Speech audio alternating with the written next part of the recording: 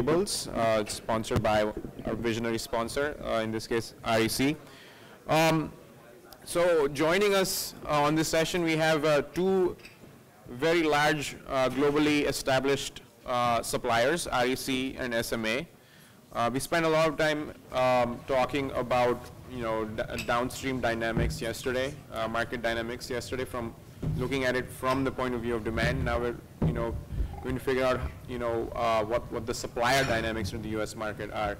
And then along with REC and SMA, we also have a very interesting company called pvXchange. I'll let Elliott tell you all about them. So before we begin, if all three of you could introduce yourselves and your companies and your involvement with the U.S. solar market specifically, starting with Marius. Okay, so I'm Marius, Kroksjø, the managing director for REC in the Americas. REC, the world's most integrated solar energy company. We were founded in Norway back in 1996. Currently close to 4,000 employees throughout the world, whereas around 800 here in the US. We're 2.3 billion US dollar revenue in 2010, and we are vertically integrated. We have full control and ownership of the whole process, from the polysilicon through wafer, cells, and modules, and also on the project development side also. So as I mentioned, we are currently employing 800 people here in the US. We have two polysilicon plants, one in Moses Lake in Washington State, and one in Butte, Montana. And to kind of elaborate on the earlier discussions, we are producing polysilicon very successfully here in the US. So we are able to employ and create jobs here in the US very successfully. We are among the largest polysilicon producers in the world, together also on the wafer side, among the largest. We are rapidly growing in the cell and module space. And we consider ourselves as a global company with sales offices throughout the whole world, and as I mentioned, production facilities here in the US, in Norway, and also in Singapore. My name is Jurgen Krehnke. I'm President General Manager of SMA America. Most of you might have heard of SMA. We're considered to be the largest manufacturer of PV inverters worldwide. The company is headquartered out of Kassel in Germany. It's a couple hours north of Frankfurt. We've had revenues of approximately 2.5 billion US dollars in 2010, shipped about 7.8 gigawatt last year. We're present in 19 subsidiaries at this point, have about 5,500 employees worldwide. We have manufacturing, about 11 gigawatts of capacity in Germany, and we're now very proud to also be manufacturing in the United States, actually in Denver, Colorado, with a capacity that probably is in the neighborhood of 2 gigawatt at this point, but can easily be extended. SMA has probably the largest portfolio of inverters, reaching all the way from the very low and very small inverters all the way up to multi-megawatt stations. And that's also reflected in the portfolio that we bring here to North America. We're particularly proud of the fact that we have created quite a few jobs, both in California. We have our sales and service operations in the area Sacramento, Rockland actually. And we now, as I said, also have a manufacturing site in Denver that is probably going to employ close to 500, 700 people by end of next year. Great. My name is Elliott Gansner. I'm the general manager for North America for pvXchange. To put it straightforward, we are an online exchange and trading platform for trading PV modules and inverters.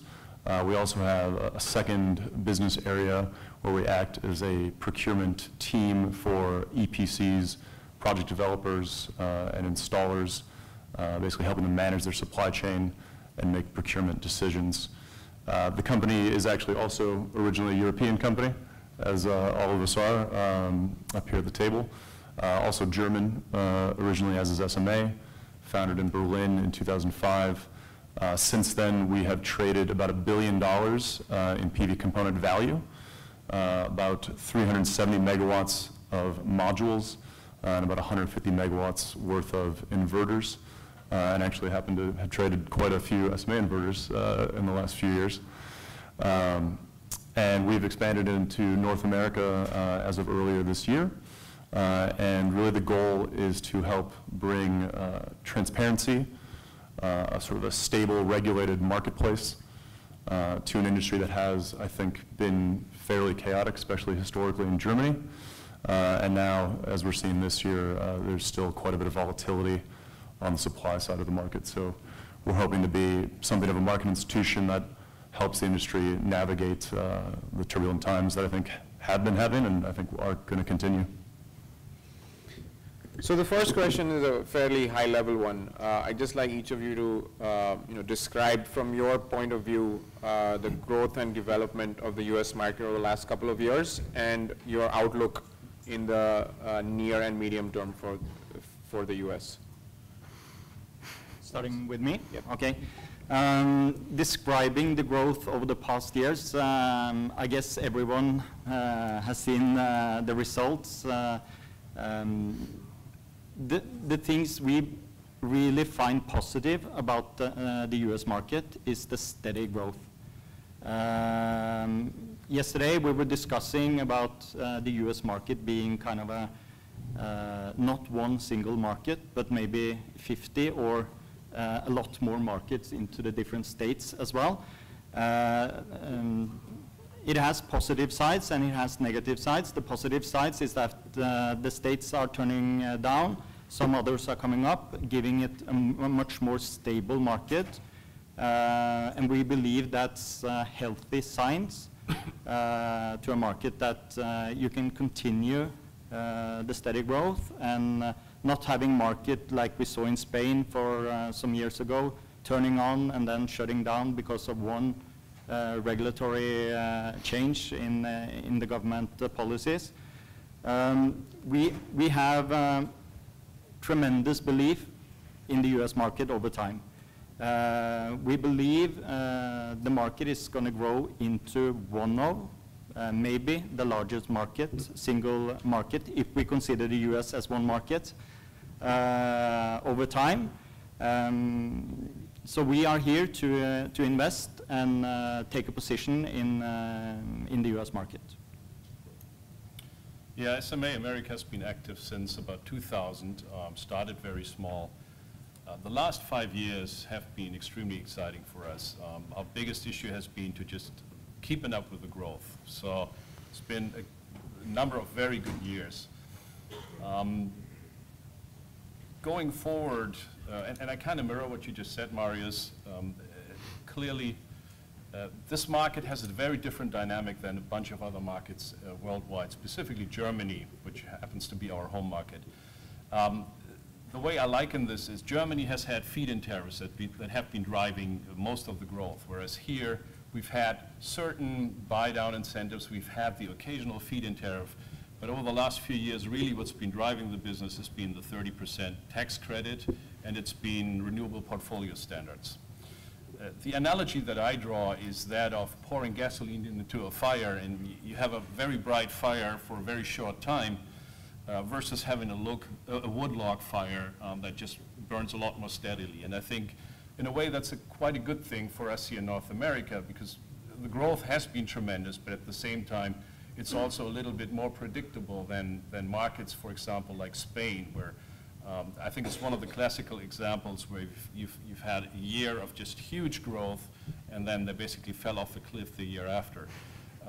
I hope that most of us agree that what we're all after is a sustainable industry, and for that I think certain measured growth is a lot better than just a huge party and then a hangover afterwards. Well, speaking of Spain, actually, I went to business school there for the express purpose of working in the solar industry there, and definitely it was a party, and definitely managed to finish business school right in time for the industry to implode. So I was there for the party and the hangover. Sure, I'll jump in. For our perspective on the market, I mean, I think I'd mirror basically everything the other gentleman said. I mean, I think the U.S. really, we're bullish in the long term. I think we're far from our potential. I mean, at pvXchange, we've been eyeing the U.S. for 4 or 5 years now, and it really has been such a small market until, I would say, just the end of last year and into this year that it did not make sense to come. So I really think we're scratching the surface. I think there are a lot of headwinds, although I agree there will be steady growth due to the fragmented state-by-state nature of the market.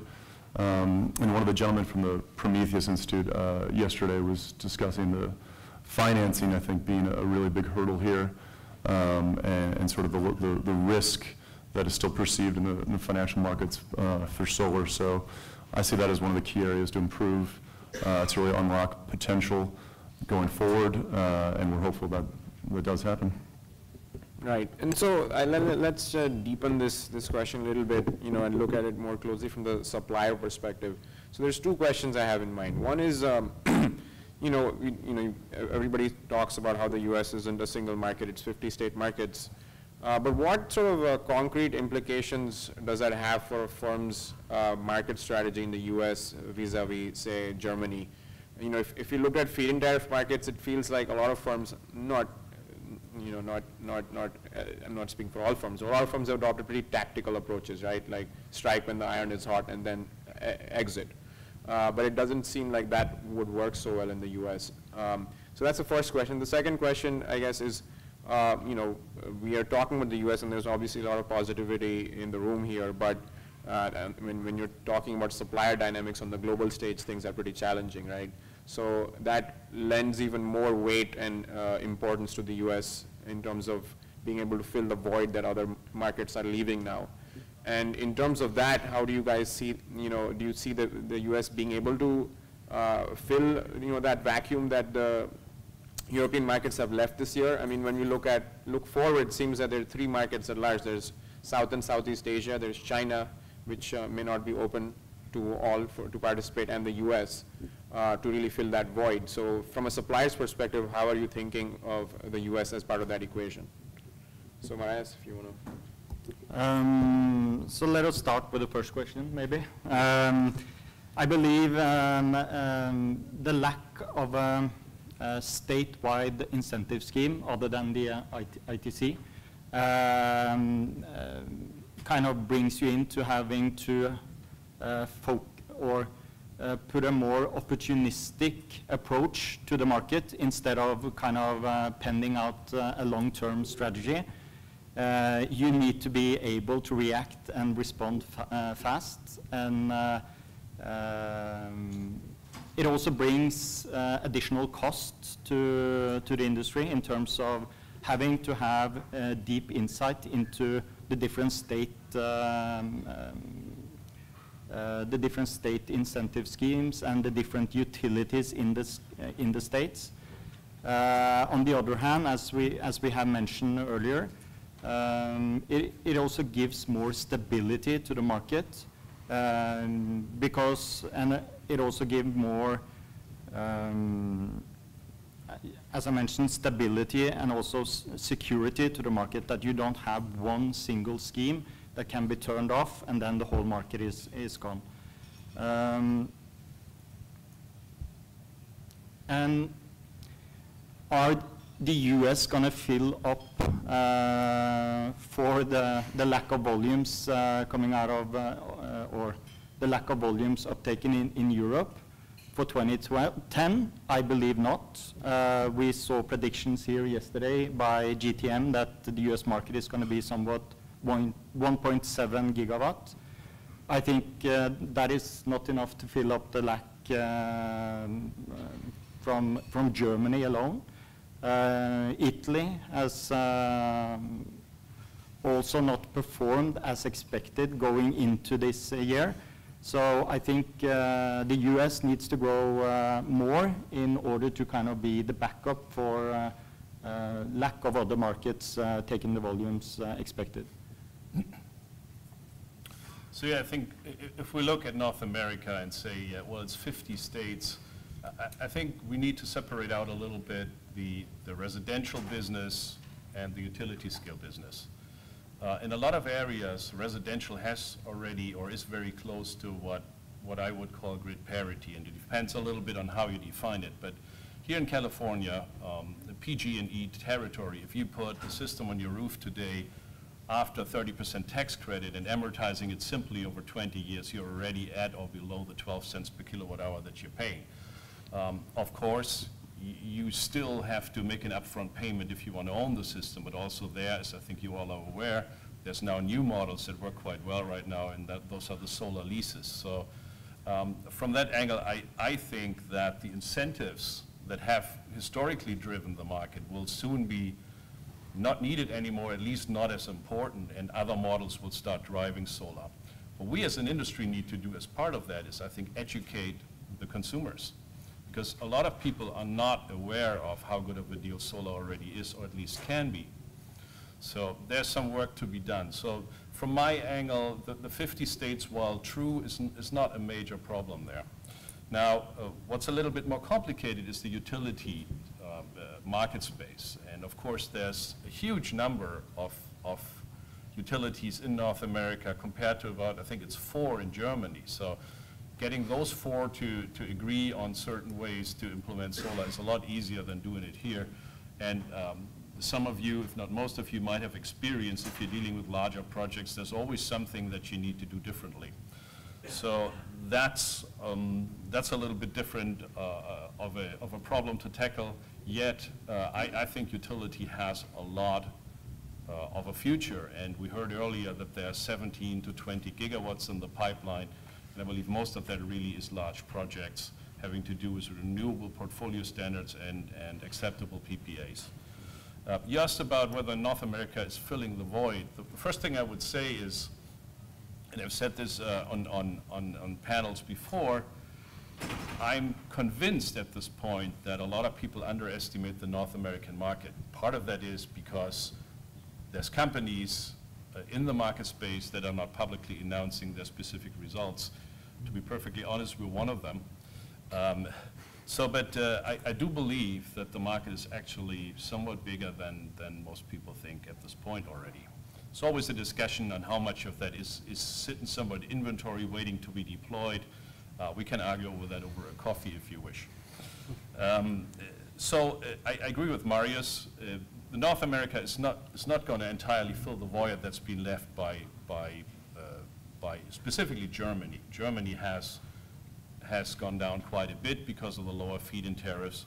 But also here, I think we're more and more seeing the world starting to compensate. So it's not just North America. As I said, SMA is at this point active in 19 subsidiaries. The most recent ones we opened are Japan, Thailand, and India. So all of these are starting to show, signs of life. So as a sum, the world market is probably, I don't know if it's going to be stable this year, but might even slightly grow. It's difficult to judge. But I think in between all these countries, we will see the world market be stable and maybe even grow. In the medium term, I think it'll definitely grow. I would agree. I mean, I think there's not a chance that the U.S. is going to be filling up the gap left by the decline in the European markets. I mean, even if we do hit 2 gigawatts, I mean, keep in mind, Germany last year was almost 8 gigawatts. So I think everyone should keep in perspective in this room that there is a lot to learn from what's happened in Europe. I think oftentimes, I've lived and worked in Europe for quite a while, and I think oftentimes Americans are a bit reluctant to look to lessons in Europe, so I think there are some. I think there's a lot of lessons that Europeans can take from us, but to answer the question, no. In terms of, was it a market entry strategy was the second? Yes. Yeah. I mean, in terms of market entry strategy, certainly that's something I struggle with as a German company originally entering the U.S. market, and I'm sure we've all had to deal with sort of cultural adjustments. But I mean, in the end, I think it's fairly straightforward, especially in the module space. I mean, what you've seen actually, could I use my slides here for a second? Oh, sure. If you, yeah, great. So this is GTM probably has much more sophisticated analysis than this, but this is just a quick snapshot of the market shares of the different major module manufacturers as captured in the CSI database. So this isn't the entire California market even, and certainly not the entire US market, but I think it's representative of the general trend. So, I mean, what you do see is quite a bit of volatility in who are the leading players. I mean, SunPower and Sharp are still the top two, although I think in 2011 you'll probably see more changes there. But what you do see is our new players entering, some of the older players losing market share. If you look at the commercial space, same trend there, and actually here you see even more so the new Chinese entrants coming in and taking significant market share. So clearly there are many companies coming into the US. As you can see in both these graphs, the share of others, which is everyone that's not in the top 10 in terms of market share, has increased significantly year over year. You guys showed some graphs that I think had similar data yesterday. So there are new players entering, they are having success. And fundamentally, I think that, at least in the module space, it's because there's some key things you have to hit. Obviously, you have to have a great product, good quality, good track record. But really, I mean, I think increasingly it's other factors that are really important. I think excellent customer service, having a good local base here. I think hiring locally, having people that are very familiar with the market. And I think also really being trustworthy and doing what you say you're going to do. I know from our experience in Europe that there was a lot of activity in Germany in the mid-2000s where people's words were not kept in the market. So I think doing what you say you're going to do as a vendor is extremely important. And yeah, I think articulating clearly and fairly what your strengths are and what your weaknesses are as a vendor is also useful. I mean, I think just being straightforward and being professional and honest in this industry is extremely valuable. So I guess what what we're trying to get a better sense of from the supplier perspective is, sort of, I guess maybe market entry strategies is, I guess that's one part of the equation, but I'm also thinking about things, vis-a-vis a market like Germany, issues like, are certain, and it's difficult to talk about the US because it's not a single market, so feel free to use examples of specific state markets or state market segments. But, how do key market segments or key states in the US stack up against, Germany, for example, when it comes to things like price sensitivity, brand sensitivity, potential for or a desire for a greater degree of product differentiation, and you talk about module receptivity towards, say, aesthetics. Those are the kind of things that I think I'm trying to understand in the sense when you look at it from a supplier's point of view, are there things that you approach the US from a different point of view, from things that you've picked up from the market that are different from Germany when it comes to the, the product? I'll defer to the producers. Well, yes, it is. If you look into the aesthetics of the product, we haven't seen the same focus on that in Germany as it is in the US. There's not been a demand on having a black backsheet, black frames, and those kind of attributes in Germany, and I would say also other markets in the world. We've only seen that in the US. And are there other kind of attributes that values more in other markets? Yes. I would say performance is higher valued in Germany than, and I'm talking about field performance, is higher valued in Germany than in the US. And that is probably based on how the incentives are paid in the US versus Germany. Yeah. Again, I think it's important here to look at the residential versus utility space. The utility space seems to thrive upon features that have been proven in Europe, and I think that's a good thing. We have been quite successful, I can say, with our larger machines, 500 kilowatts and upwards, with, well, number one, the technology itself, so high efficiency, but also grid management features. So the ability to actually not just produce energy, but to be a good citizen on the grid, to help stabilize the grid, has been something that's been quite valuable to us and has certainly helped in this process. Residential space, I would agree that Germany particularly is very driven by efficiency, reliability, brand name, and again, SMA has enjoyed tremendous success because of that. It's been good to us here as well, but at the same time we also see that features are becoming increasingly important as more and more companies are inching up with their efficiency. Efficiency is not as much of a factor any longer. So it's coming down to, panel level monitoring, for example, things like that, where it's much more feature driven than it is based upon the fundamentals of the performance. And do you think that's driven, like Marius said, more because of the incentive structure differences in that, feed-in tariff, there's more predictability, set rate, and there's more, greater perceived risk here, or you think it's more of a consumer psychology thing in that Americans just like, fancy gadgets? Is there something to that as well? I think it has to do with what people prefer. So there's definitely cultural differences, yes. Mm-hmm. I would agree with that. A solar lease model is very difficult to imagine in Germany because Germans tend to want to own a solar system. So whereas over here, people are used to charging purchases on credit cards, going for car leases, much more so than they do in Germany. So it's indeed a very, very different approach. So yes, I believe there's the significant cultural differences that are driving the purchasing behavior. Right.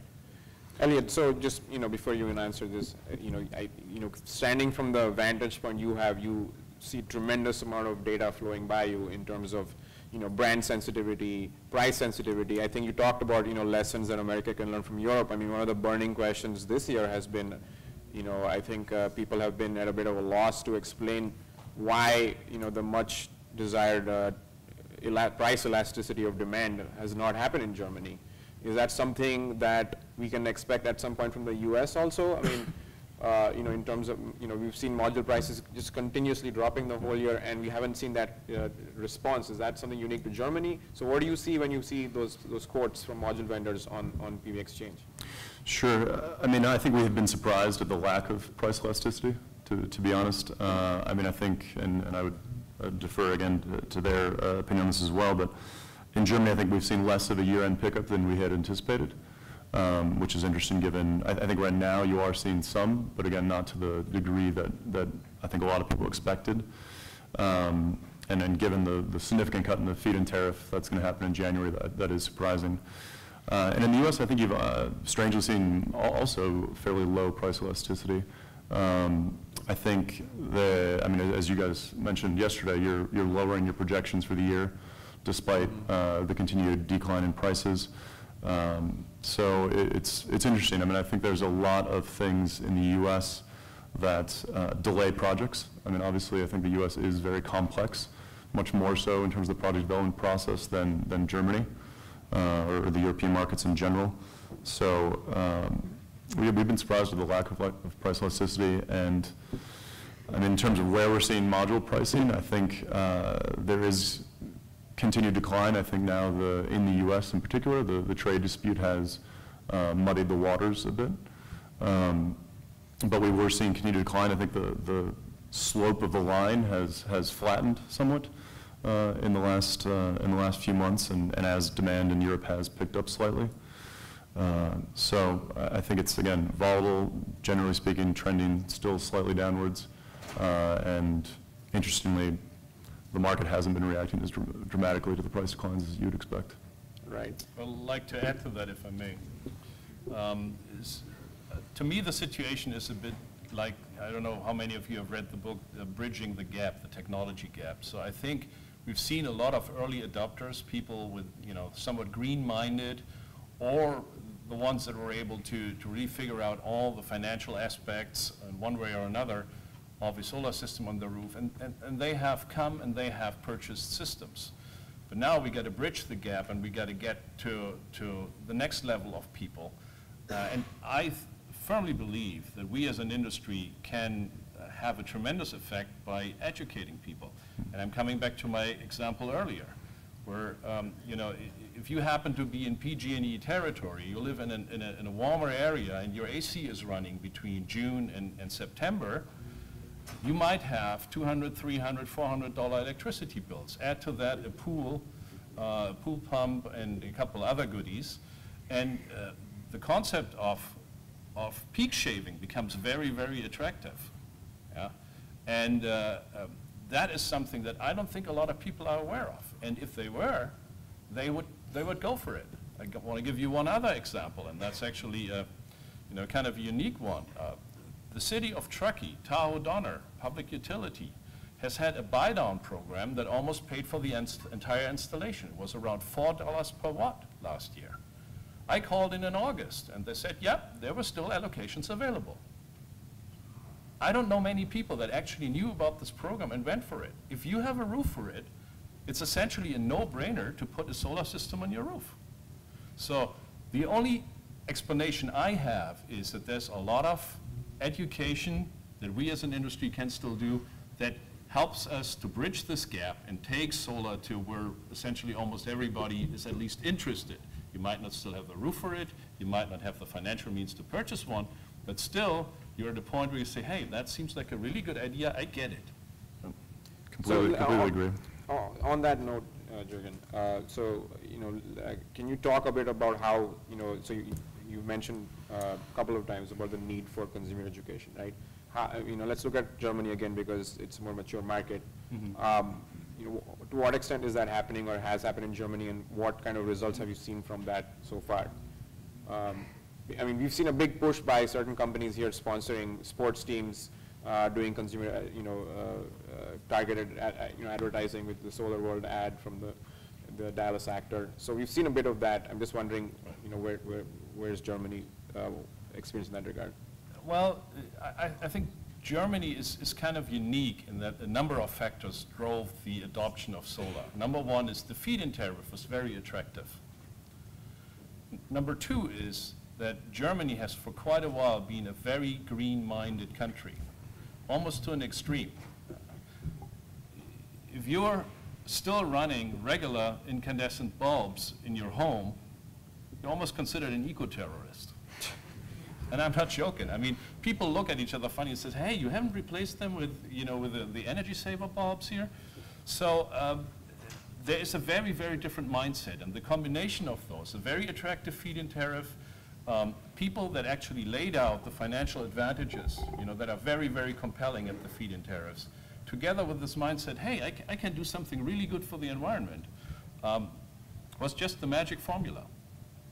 Now, it's also a fairly densely populated area, so word gets around quickly. This might sound funny to you, but I can tell you that my personal experience is that a lot of the attractiveness of solar gets around by word of mouth. It's one neighbor, you know, that starts putting a system on the roof, and it becomes a great talking point. So the neighbors chat him up and said, hey, you know, Joe, I saw you got a solar system. How's it working for you? And if it's a great experience, I tell you, it takes 6 months, and 2 of the other neighbors at least have a solar system. I've seen this on several occasions. Now, at the same time, if the experience isn't a good one, of course, it ends right there, which gets us to, you know, how important high quality and reliability of systems is. But it's a very different dynamic. So Germany clearly has been a cultural thing together with a very, very attractive feed-in tariff. Elliott, so I just wanted to ask you, you know, because again, you know, you are in such a privileged position from an analyst perspective. You see so much data flying by you. I mean, we've like considered actually planting a mole in pvXchange to get access to that data. But so I just want to go back to this. You know, when you say do a comparison of top 10 module suppliers for a given span of time, US versus say Europe, or the top 10 you know, module you know, product types, US versus Europe, are you seeing differences there? Are you seeing trends there? You know, that point to, you know, differences in brand sensitivity, for example, or product preferences?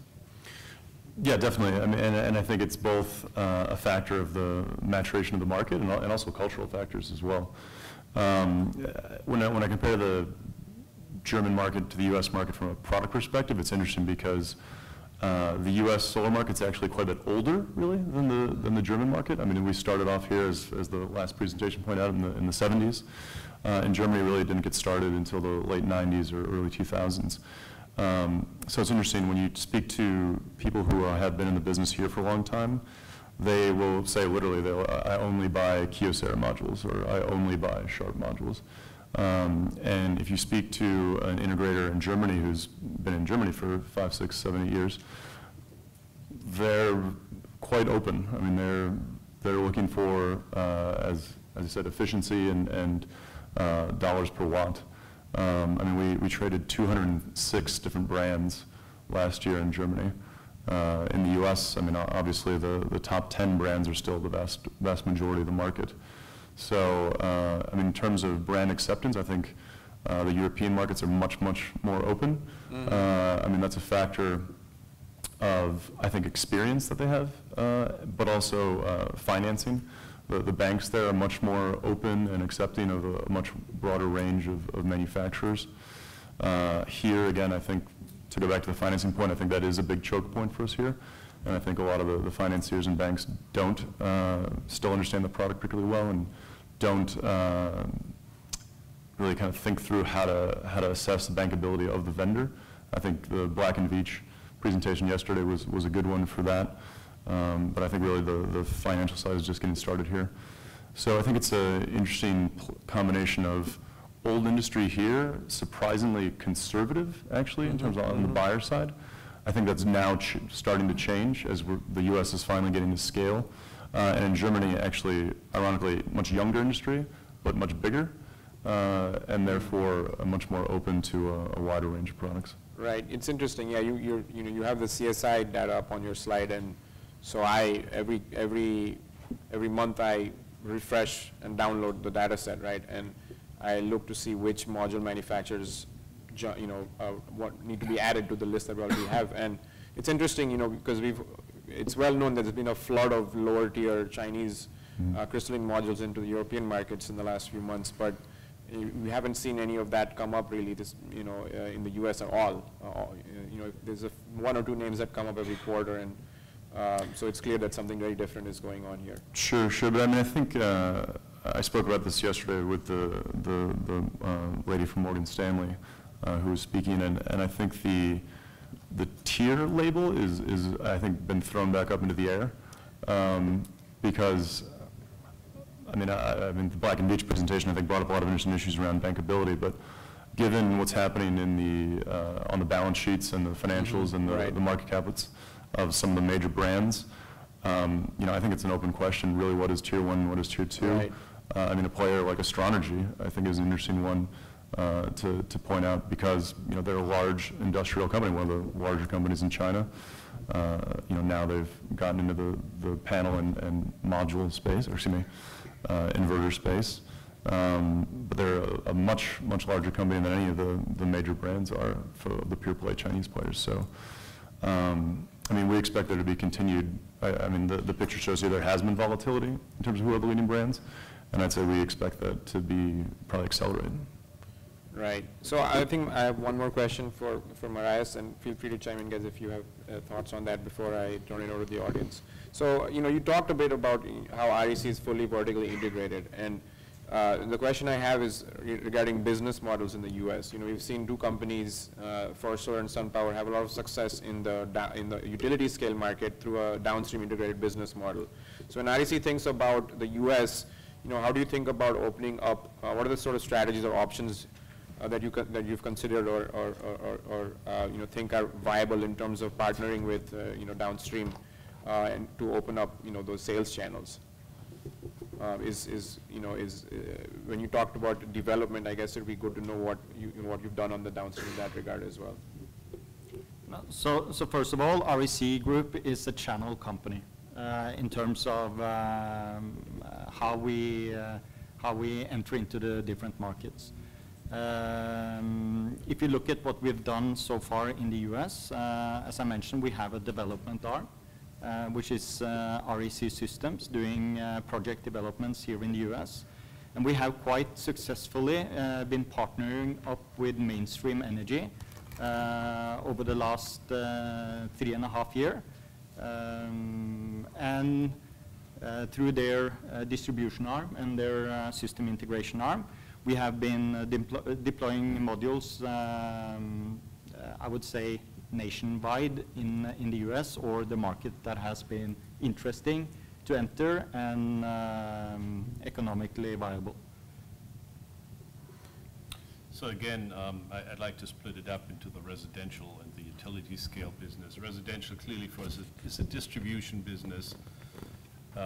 Utility is a project-based business. So the approach we have taken, and that's where we also differ from some of our competitors, is that we will not compete with our customers.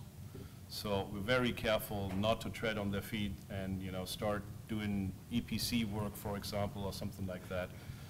Now, we will of course help, we'll assist. We have the resources to kind of make their project successful, and that's very, very important. But at the same time, we're very careful not to step on their toes. Yeah, I think that's a really interesting dynamic you just pointed out. I mean, I think you see a lot of vendors struggling with, do they become their own customer or not? And clearly some of them do not, and clearly some of them do. And I think it's an open question, really. What's going to be the more successful model going forward?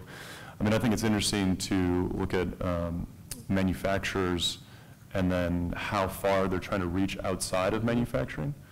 And I think it addresses both distribution and sales, and then also development. So, I mean, I think some manufacturers you speak to and they say, we're a manufacturer. What we're good at is making a product, and we're good at making a quality product the same every time.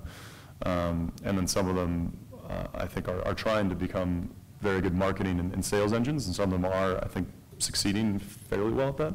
I'm a little dubious if they will continue to succeed in that. And then some of them are also being the full-on integrator. I mean, First Solar, it seems, is increasingly becoming more of a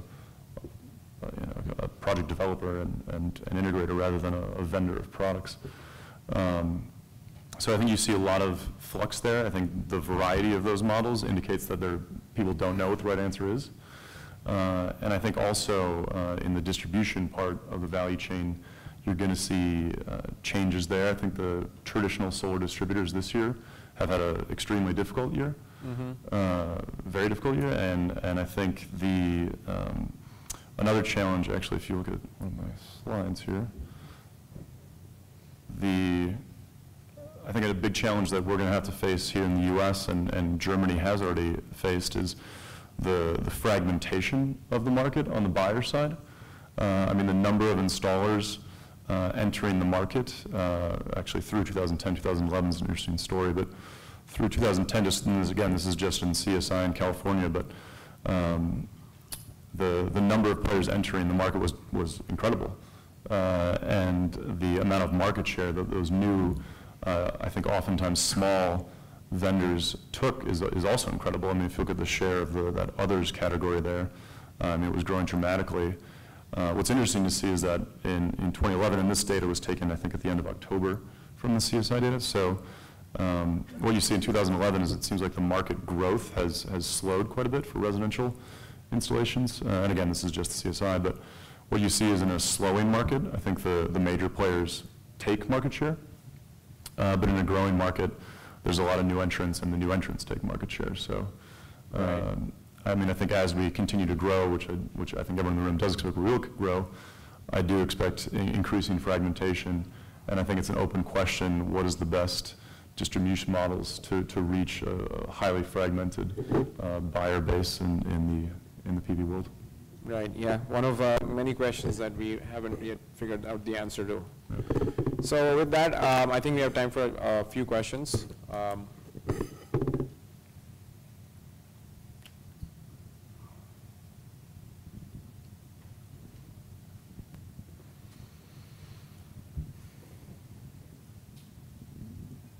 Varun Rai from UT Austin. This is not really a question, but there was a lot of discussion on consumer psychology, business decision-making on the residential and distributed side.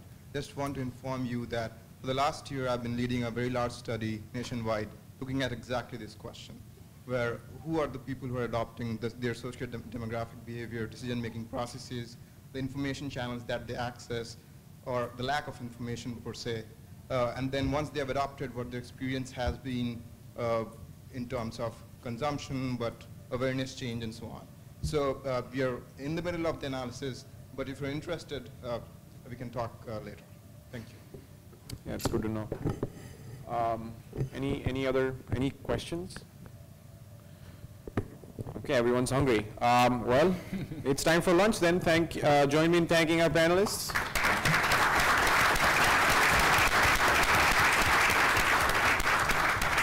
And as before, I think there's 2 entrances. So